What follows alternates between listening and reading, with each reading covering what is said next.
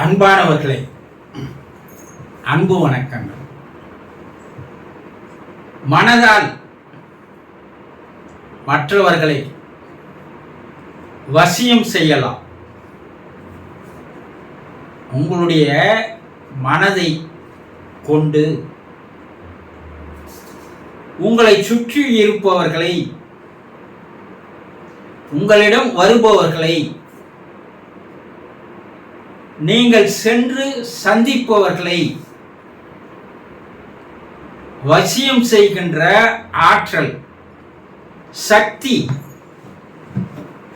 உங்களுக்கு இருக்கிறது. மனிதர்களாக பிறந்த எல்லோருக்குமே இந்த சக்தி இருக்கு. ஆனா அது தெரியாதவர்கள் பெரும்பான்மையோர் இருக்கிறார். ஒரு சிலருக்கு மட்டும் நமக்குள் அந்த சக்தி இருக்கிறது என்பதை தெரிந்து கொண்டு அவர்கள் மற்றவர்களை வசீகரம் செய்து, மன வசியம் செய்து, மனோவசியம் செய்து அவர்கள் நினைத்ததையெல்லாம் சாதித்துக் கொண்டார்கள், வாழ்க்கையிலே வெற்றி பெற்றார்கள். மனக்கவர்ச்சி என்று சொல்வார்கள். மற்றவர்களை கவர்ந்து இழுக்கின்ற கலை மனக்கவர்ச்சி கலை. அது உங்ககிட்ட கூட இருக்கு. அது உங்களுக்கு தெரியாதனாலதான் உங்களால வாழ்க்கையில பிரகாசிக்க முடியல, உயர முடியல, வெற்றிகளை குவிக்க முடியல, சாதனைகளை செய்ய முடியல. இந்த கவர்ச்சி என்பது புறத்தோற்ற கவர்ச்சி இருக்கிறது, அகத்தோற்ற கவர்ச்சி இருக்கிறது. ஒருத்தரை பார்த்த உடனே எவ்வளவு அழகா இருக்காங்கப்பா, நல்ல உருவத்தோடு இருக்கிறாங்க. என்ன ஆகுது? அவர்களுடைய அழகு, அவர்களுடைய உருவ அமைப்பு நம்மை அவர்கள் பக்கம் ஈர்க்க வைக்கிறது. அவர்கள் நம்மை கவர்ந்து இழுக்கிறார்கள். இந்த புற அழகு ரொம்ப நாள் நீடிக்காது. அதை விட ஒரு அழகான ஒரு ஆளை பார்த்தா நம்ம மனம் அவர்களை நாடி சென்று விடும். புற அழகு என்பது உடல் தோற்றத்தை வைத்து, உடலுடைய அழகை வைத்து ஏற்படுகின்ற ஒரு கவர்ச்சி, புறத்தோற்ற கவர்ச்சி. ஆனா உருவத்துல அழகா இல்லாதவங்க, பார்த்தாவே பிடிக்காதவங்க, அப்படி ஒரு உருவ அமைப்போடு இருந்தவங்க இந்த உலகத்தையே தன் பக்கம் கவர்ந்து இழுக்க செய்தார்கள். எதை வைத்து? அவர்களுடைய அகத்தின் அழகை வைத்து, அவர்களுடைய மனதின் சக்தியை வைத்து, மன ஆற்றலை வைத்து மற்றவர்கள் என்ன பண்ணாங்க? கவர்ந்து இழுத்தார்கள். உலக அளவிலே ஆபிரகாம் லிங்கன் புறத்தோற்றம், அவருடைய புறத்தோற்றமானது அழகாக இருக்கார். அவருடைய புறத்தோற்றத்தை பார்க்க கூட பிடிக்காது. அப்படிப்பட்ட ஒரு உருவ அமைப்பு அவருக்கு.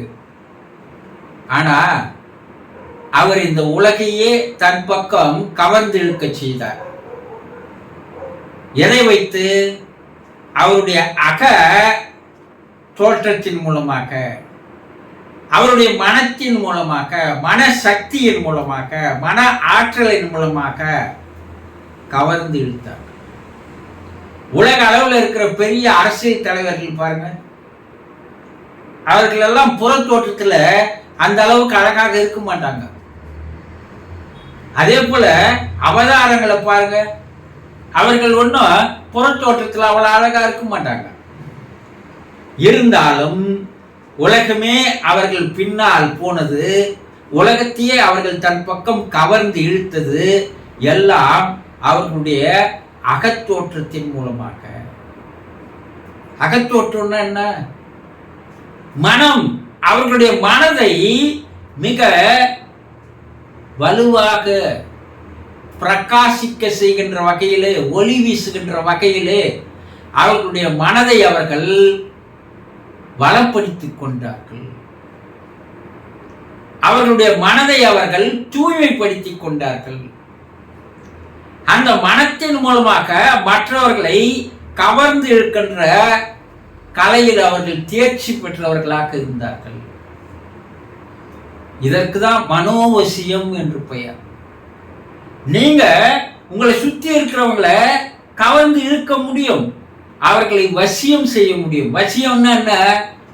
உங்கள் பக்கம் அவர்களை கவர்ந்து இருக்க செய்து நீங்கள் சொல்வதையெல்லாம் அவர்கள் கேட்க வைக்கின்ற ஒரு அற்புதமான ஒரு கலை. நீங்க எது சொன்னாலும் அவங்க கேட்பாங்க, உங்க பின்னாடியே வருவாங்க, உங்களுக்கு பல வகையில உதவி புரிவாங்க. இது எப்படி? உங்களுடைய மனத்தின் மூலமாக அவர்களை கவர்ந்து இருக்கின்ற ஒரு கலை. என்னன்னு புரியலப்பா, என்ன வசியம் பண்ணான்னு தெரியல, அவங்க பின்னாடியே அவங்க போறாங்க சொல்றாங்க இல்லையா? இன்றைய அரசியல் தலைவர்கள் பின்னாடி பல தொண்டர்கள் ஓடுவதற்கு காரணம் அவர்களுடைய மனத்தினுடைய ஆற்றல், மனசக்தி. இந்த மனசக்தி, மன ஆற்றலானது உங்களுக்கு அதிக அளவில் இருக்குமேயானால், அதை சரியான முறையில் நீங்கள் வளப்படுத்திக் கொண்டால், எப்போதும் அதை எளிமையாக வைத்திருந்தால், உங்கள் கண்கள் வழியாக அந்த சக்தியானது, அந்த எனர்ஜியானது வெளியே வர ஆரம்பிக்கும். இப்ப சிலந்தி வலையில ஒரு ஈ போய் மாட்டுது, அந்த ஈ துடிக்குது. அந்த சிலந்தி கொஞ்சம் கொஞ்சமா கிட்ட வந்து ஒரு டிஸ்டன்ஸ் மெயின்டைன் பண்ணி சிலந்தி ஒரு விதமான ஒரு குரலை கொடுக்கிறது. இந்த ஈ அந்த பக்கம் பார்க்கும்போது சிலந்தியினுடைய கண்களை அது பார்க்கிறது. அப்ப சிலந்தியின் கண்களில் இருந்து போகின்ற அந்த சக்தியானது அந்த ஈயை பலவீனப்படுத்துகிறது, அதை ஆட விடாமல் அசை செய்யாமல் நிற்க வைக்கிறது. சிலந்தி போய் அந்த ஈயை பிடிச்சிடுது. பூனைக்கு இந்த சக்தி உண்டு. வீட்டுல எலியை சுத்தி சுத்தி ஓடிடும், எலி ஓடும்.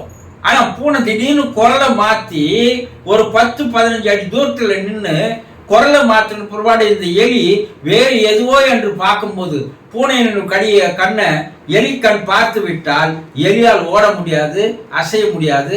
பூனை தன் கண்களின் மூலமாக அந்த எலியை வசப்படுத்திக் கொள்கிறது. அப்புறம் பூனை நிதானமா போய் அந்த எலியை பிடிச்சிடும். ஒரு சிலந்திக்கு, ஒரு பூனைக்கு இந்த அளவுக்கு கண்களில் காந்த சக்தியானது இருக்கிறது என்றால், மனிதர்களாகிய நம்மிடம், உங்களிடம் எந்த அளவிற்கு காந்த சக்தி இருக்கும் என்பதை தெரிந்து கொள்ளுங்கள். அந்த சக்தியின் மூலமாகவே மற்றவர்களுடைய கண்களை பார்த்து அவர்களை உங்கள் வசப்படுத்தி விட முடியும். இதற்கு தான் வசியம் செய்தல்னு பேர். உங்ககிட்ட இருக்குது, அந்த சக்தி இருக்குது, அந்த ஆற்றல் இருக்குது, அதை வளப்படுத்திக் கொள்வதற்குண்டான பயிற்சிகள் இருக்குது. அந்த பயிற்சிகளை நீங்கள் தொடர்ந்து செய்து வந்தீங்கன்னா நீங்கள் சந்திப்பவர்களை, உங்களை வந்து சந்திப்பவர்களை அனைவரையும் நீங்கள் வசப்படுத்தி விட முடியும். பல காரியங்களை சாதிக்க முடியும், பல வெற்றிகளை உங்களால் குவிக்க முடியும் என்பதை புரிந்து கொள்ளுங்கள். சந்தோஷம்.